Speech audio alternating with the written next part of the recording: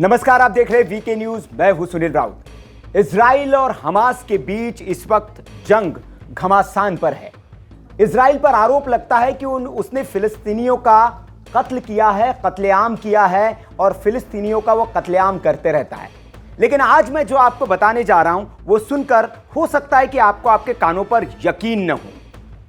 आज Israel Hamas के पीछे पड़ा है तो दुनिया के सारे मुस्लिम देश जो है वो हमास के समर्थन में, या यूं कहे कि फिलिस्तीन के समर्थन में उतर आए हैं और फिलिस्तीनियों के दुख दर्द की बात कर रहे हैं। कह रहे हैं कि फिलिस्तीनियों के साथ बहुत बुरा हो रहा है और दुनिया को एकजुट होकर फिलिस्तीनियों के इस नरसंहार को रोकना चाहिए। लेकिन आपको यह जानकर हैरानी होगी कि इन 20 सालों में फिलिस्तीनियों का कत्लेआम जितना इजराइल ने नहीं किया है, उससे ज्यादा फिलिस्तीनियों को मौत के घाट एक मुसलमान देश ने उतारा है।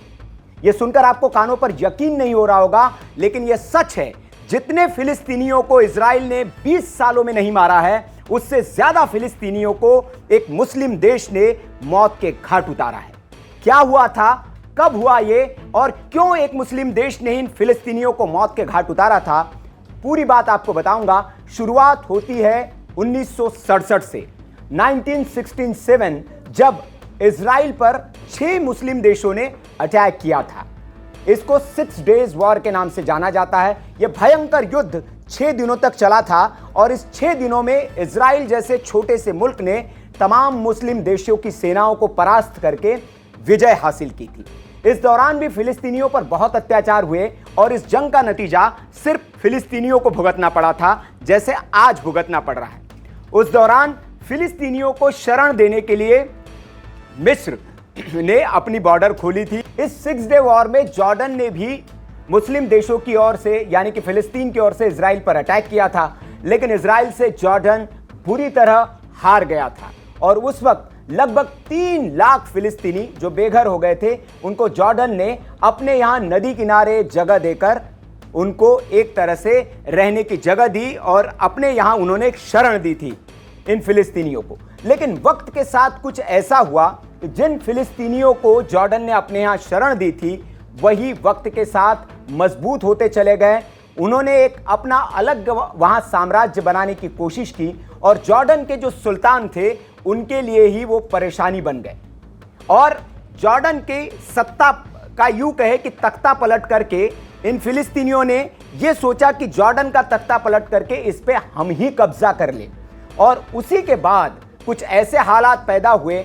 जॉर्डन के जो सुल्तान थे उन्होंने पाकिस्तान के जो जनरल थे, जिया उल हक, बड़े फेमस जनरल रहे, पाकिस्तान के इतिहास में उनका नाम रहा है और उनको फिलिस्तीनियों का कातिल के नाम से जाना जाता है, क्योंकि उन्होंने ही अहम भूमिका निभाई थी इस रोल में। तो तब जॉर्डन ने पाकिस्तान की मदद मांगी थी और पाकिस्तान से जनरल जिया उल हक उस दौरान जॉर्डन पहुंचे थे। जॉर्डन की सेना के जो कमांडर्स थे, कुछ जॉर्डन के जो लड़ाके थे, उनको उन्होंने वहां पर तैयार किया था और फिर एक साथ सारे फिलिस्तीनियों का कत्लेआम जिया उल हक ने वहां पर किया था। और जितने फिलिस्तीनियों को 20 साल में इजराइल ने नहीं मारा, उतने फिलिस्तीनियों को वहां पर जॉर्डन ने मार गिराया था। अब पूरी कहानी सुनिए, हुआ क्या था। तो 1967 का जब इजराइल से जॉर्डन की हार हुई तो फिलिस्तीनी लड़ाके फिर वहां पर सत्ता में आए और उन्होंने फिलिस्तीन ने खुद को वहां से समेटना शुरू कर दिया था। लेकिन इस दौरान फिलिस्तीन के जो फिदायीन थे उनकी ताकत वहां पर बढ़ती चली गई और फिलिस्तीन के भीतर ही उनकी अपनी एक अलग सल्तनत बन गई और उन्होंने अम्मान पर कंट्रोल कर लिया। अम्मान पर एक तरह से उन्होंने नियंत्रण कर लिया और सुल्तान हुसैन जो जॉर्डन के सुल्तान थे, उनके शासन को वह नजरअंदाज करने लगे। मतलब देश के भीतर, शासन के भीतर फिलिस्तीनी अपना एक अलग शासन चलाने लगे थे।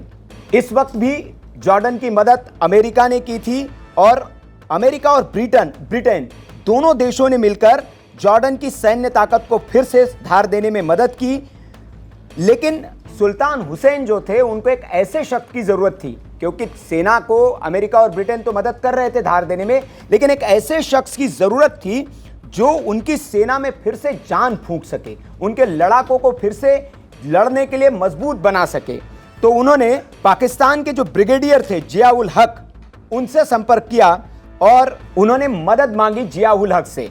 उस दौरान सुल्तान जो थे हुसैन, उनकी सत्ता को चुनौती देने के लिए सिर्फ फिलिस्तीनी ही नहीं थे, बल्कि इराक और सीरिया आतंकियों की मदद में जी जान लगा रहे थे। तो फिलिस्तीन की ओर से सीरिया और इराक जो थे वो आतंकियों के साथ फिलिस्तीन की मदद कर रहे थे। इसलिए भी जो सुल्तान थे, जॉर्डन के सुल्तान हुसैन, वो ज्यादा परेशान थे और उनको ऐसे किसी योद्धा की जरूरत थी। तो उन्हें पाकिस्तान से जिया उल हक से संपर्क किया और उसके बाद जिया उल हक वहां पर आए। उन्होंने एक ऑपरेशन की शुरुआत की, सेना को ट्रेनिंग दी और एक ऑपरेशन की शुरुआत की जिसका नाम रखा गया ब्लैक सितंबर। तो जब 1969 यानी कि 1969 में जॉर्डन जो है वो सुल्तान हुसैन के लिए काफ़ी चुनौतीपूर्ण वर्ष था ये, क्योंकि उसी वक्त जो बाथ पार्टी थी उसने सीरिया और इराक पर कब्जा कर लिया था। तभी मई 1970 में इराक ने फिलिस्तीन लिबरेशन कॉरपोरेशन जो है, जिसको PLO कहा जाता है, फिलिस्तीन लिबरल ऑर्गेनाइजेशन के चेयरमैन यासिर अराफात को बताया कि सुल्तान हुसैन को उखाड़ फेंकने के लिए उनका समर्थन करने के लिए तैयार है। एक तरह से युद्ध के बाद हालात बनने शुरू हो गए। उसी दौरान जिया उल हक जो है उन्होंने सेना की कमान संभाली जॉर्डन में, और जैसे ही सीरिया के टैंक जॉर्डन पहुंचे फिलिस्तीनियों की मदद के लिए, सुल्तान हुसैन ने पाकिस्तान के जिया उल हक को जमीनी आकलन के लिए मौके पर भेज दिया और इसी दौरान वो सीधे तौर पर युद्ध में शामिल हो गए।